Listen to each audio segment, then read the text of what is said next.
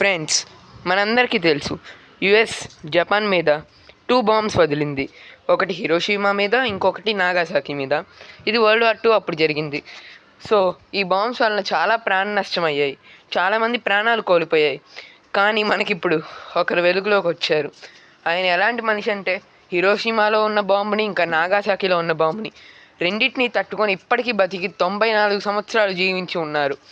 కాబట్టి ఆయన చరిత్ర గురించి ఇప్పుడు తెలుసుకుందాం.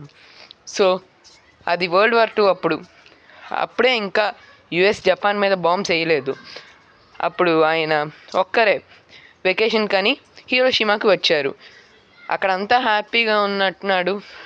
సడన్గా ఆకాశంలో ఒక బ్రైట్ కాంతి కనిపించింది. అది ఒక యాటమ్ బాంబ్. ఇంకా అది పడిన క్షణానికి అసలు మొత్తం మంటల్లో వెళ్ళిపోయి ఇంకా చాలామంది జనాలు ప్రాణాలను కోల్పోయారు. ఎలాగైనా ఇతను మాత్రం సేఫ్గా వెళ్ళారు. అప్పుడు తన హోమ్ టౌన్కి వెళ్ళారు. అది ఎక్కడ అనుకుంటున్నారు? నాగాసాకియే. సో అక్కడప్పుడు తన బాస్ దగ్గరికి వెళ్ళాడు. బాస్ హిరోషిమాలో అసలు పెద్ద ఆటం బాంబ్ పడింది, దీనివల్ల చాలా మంటల్లో వెళ్ళిపోయింది సిటీ మొత్తం, ఇంకా ప్రాణాలు చాలా పోయాయి అని చెప్పాడు. కానీ వాళ్ళ బాస్ నమ్మల. ఒక్క బాంబుగా అంతేమైద్దిరా, వేస్ట్గా నా చెవిలో పువ్వు పెడుతున్నావా అన్నారు. కానీ దానికి మన హీరో గాడేమో నిజమే బాస్ అన్నాడు. ఇదంతా పూర్తయ్యేలోపు ఇంకొక కాంతి, అబ్బా మళ్ళీ వచ్చిందా అనుకున్నాడు. తీరా చూస్తే నాగాసాకి మీద కూడా బాంబు పడింది.